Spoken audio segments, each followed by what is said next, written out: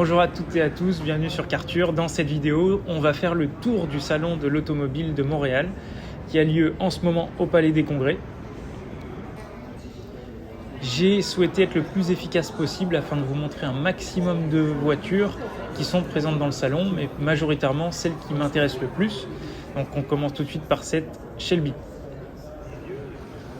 Il faut savoir que j'ai pas pris en vidéo tous les prix des autos et que ça ne reflète pas le prix réel ici au Québec, puisque à ça vous devez ajouter certaines taxes de luxe, également d'immatriculation, donc ça ne représente pas l'entière réalité.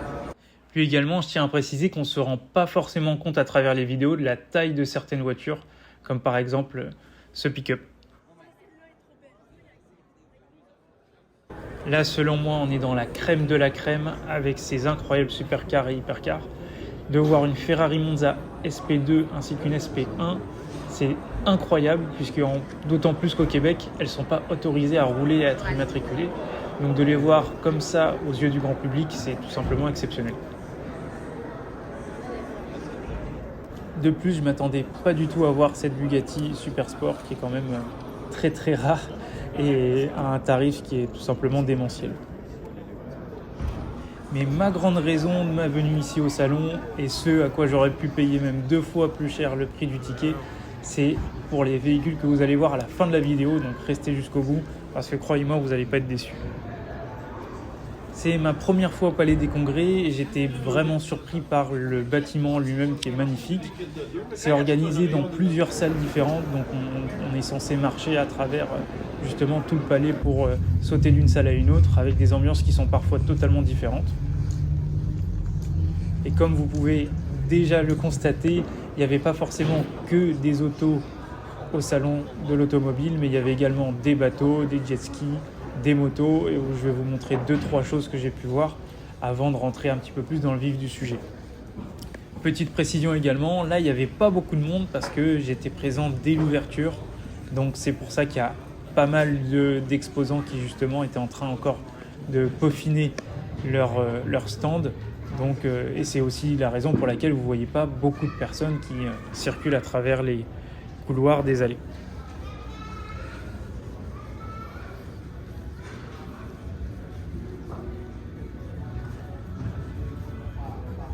Ils ont ouvert une sorte de stand, donc là c'est plutôt des exposants indépendants, on ne parle pas de grosses marques, avec des véhicules plutôt type japonaise qui sont dans le domaine du tuning.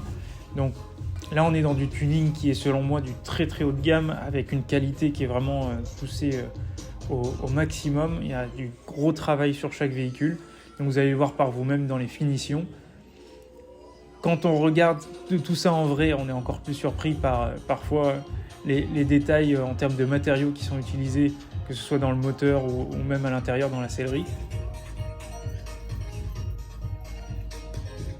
J'aurais vraiment voulu discuter avec les professionnels qui ont réalisé ces projets, puisqu'ils auraient pu en parler beaucoup plus que moi dans la vidéo. Mais malheureusement, j'ai dû aller très très vite ce jour-là, donc je m'en excuse par avance.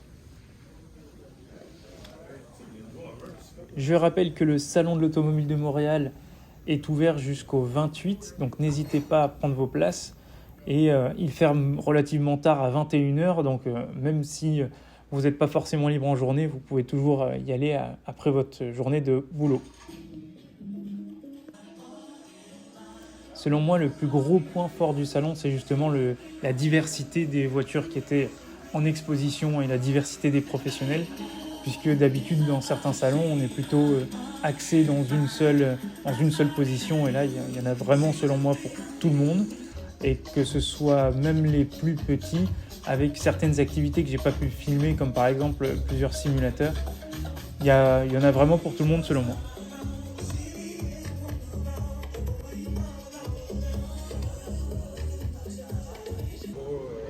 Dans cette partie, on change de décor, on est beaucoup plus axé course et on va dire championnat à travers le Québec, mais pas que.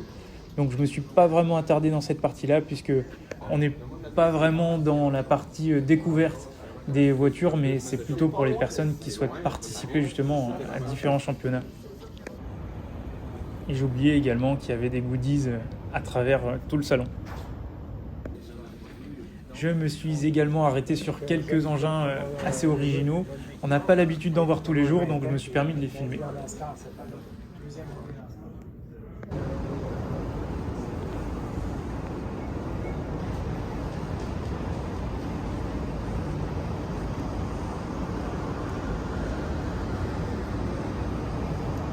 Et dans cette partie, on entre réellement dans la plus grande salle du salon, avec les plus gros exposants, les plus grosses marques. Et là, j'ai senti une vraie différence par rapport justement au salon automobile en Europe. C'est que contrairement à l'Europe, là, on sent qu'on est vraiment là pour vendre des voitures. On s'arrête. Bonjour, comment allez-vous? Est-ce que ça vous intéresse de rentrer dans les voitures? Il y a des personnes qui ont beaucoup l'habitude, puisqu'elles rentrent tout de suite dans les voitures. Elles veulent limite commander des essais parce que les essais sont aussi possibles. Il y a majoritairement des grosses marques qui sont présentes, mais il y en manque quand même, selon moi, quelques-unes. Et on sent vraiment qu'on a une influence de l'électrique qui est omniprésente à travers le salon et les marques, les exposants. J'ai été super content de voir cette Corvette irée dans la vraie vie. Ça change des jeux vidéo. Corvette a vraiment fait des améliorations en termes de finition qui sont selon moi remarquables en un temps relativement record, malgré des choix quand même qui restent pour les puristes assez sceptiques, notamment en termes de place de motorisation. Donc là, on passe en centrale et auparavant, on était dans un moteur avant.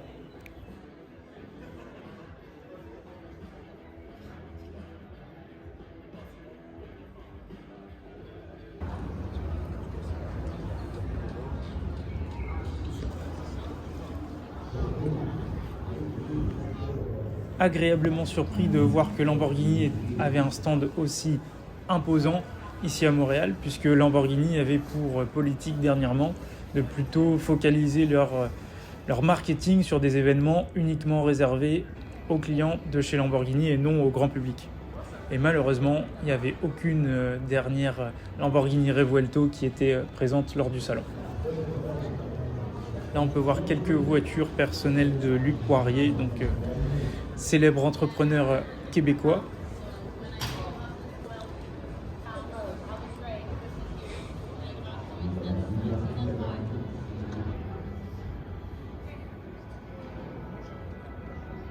Et pour la petite anecdote, cette incroyable Turbo S a été offerte en cadeau à sa femme. Après plusieurs apparitions à Montréal, on a enfin pu apercevoir la toute dernière Tesla Cybertruck. Donc, très surpris, c'est une voiture qui est vraiment pas commune. Et personnellement, j'ai hâte de la voir sur les routes. Ça change des voitures qui sont électriques avec des simples batteries où en fait on les change entre guillemets comme des piles. Là, c'est vraiment quelque chose qui sort de l'ordinaire et ça fait plaisir à voir. Il y avait également le stand McLaren avec pas mal de voitures en exposition, avec notamment la toute dernière 750S qui change un petit peu trop subtilement à mon goût par rapport à sa prédécesseur, la 720S. Et je rappelle une nouvelle fois que le prix affiché n'est pas forcément le prix en réel. Ensuite, j'ai un petit peu survolé les différents exposants qui sont relativement gigantesques ici au Québec. Donc c'est assez répétitif. C'est pas ce pourquoi je suis vraiment venu ici au salon. Il faut attendre quelques secondes, vous allez voir. En tout cas, j'ai été surpris à quel point on essayait de me vendre des autos à 10h du matin un vendredi. Selon moi, les architectes, je ne sais pas comment les nommer, qui réalisent le travail en termes de stand par marque, font un travail fantastique parce que vraiment, vous avez l'impression lorsque vous êtes sur un stand que ça change d'un stand à un autre. L'ambiance et l'atmosphère est totalement différente. Et également en termes de tenue vestimentaire des vendeurs et vendeuses qui sont présents sur les stands. Comme par exemple l'atmosphère qui était présente chez Lincoln. Quelques gros absents selon moi, comme par exemple Audi, Mercedes ou encore BMW. À moins que je les ai loupés. Et là, on arrive à la raison pour laquelle je suis fier de voir payer ma place. Il s'agit de voir l'incroyable collection de Luc Poirier, uniquement axée Ferrari. Je vous l'avais promis dans une vidéo que j'avais consacrée justement à sa collection. Et ben, la voilà.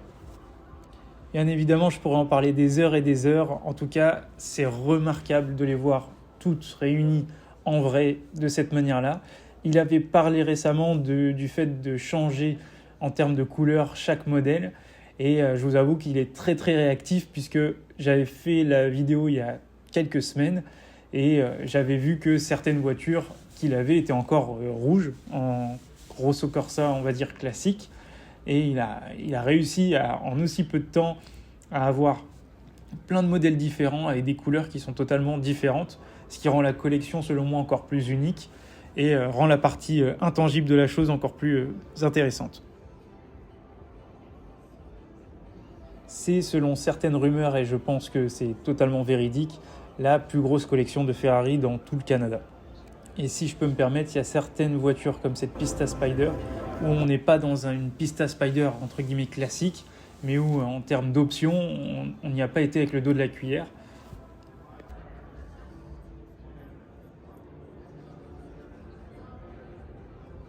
Et j'ai fait un petit focus sur cette 16e. Il faut savoir que c'est dans sa collection de Ferrari la toute première Ferrari qu'il a réussi à avoir neuve, qui est aujourd'hui un collector et qui sera, selon moi, une icône à venir. Et là, on rentre vraiment dans la crème de la crème de la crème de la crème, avec en plus de ça les plaques personnalisées.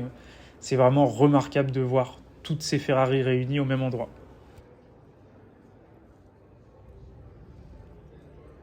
Et au-delà du fait qu'il y en a pour facilement plusieurs dizaines de millions de dollars, c'est le fait que ces voitures aient justement un historique et une histoire qui est tout simplement fabuleuse. Et ça, même M. Poirier serait capable de le raconter, mais il nous faudrait des heures et des heures avant de pouvoir parler de toutes ces Ferrari qui sont présentes au salon. J'espère que vous avez apprécié cette vidéo. Rendez-vous la semaine prochaine pour une nouvelle vidéo. À très bientôt. Ciao, ciao!